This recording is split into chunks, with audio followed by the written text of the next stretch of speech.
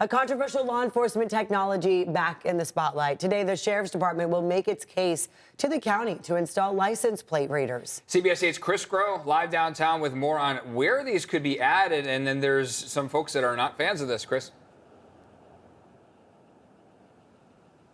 Yeah, and so that presentation just took place. And with it, of course, you heard some from the public that were against this idea, feeling like it needs to be slowed down on the basis of privacy. But then you also heard from the Sheriff's Department directly speaking about the benefits of having something like automated license plate readers in communities such as the unincorporated communities in which these are being proposed. So these are currently being proposed, as we saw in this presentation, for areas like Alpine, Borrego Springs, Campo, Fallbrook, Julian, Lakeside, Ramona, Spring Valley, Forest Ranch, and Valley Center.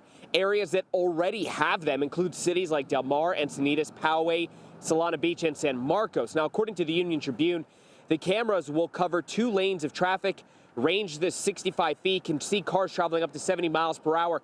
And also what we heard here in this presentation as well, too, from Sheriff Kelly Martinez, as well as one of her captains, is that the data that they collect stays on that server. It can only be accessed if it is part of a misdemeanor or felony criminal investigation, and that information only stored for 30 days. That information is just a picture of that license plate and includes only the data of where that car was traveling, the date, the time, and the location. Now, that was also backed up by a sheriff's spokesperson who wrote to CBS 8 when asked about this story, saying, quote, access to LPR data is authorized for dissemination to government entities with an authorized law enforcement or public safety purpose for access to such data.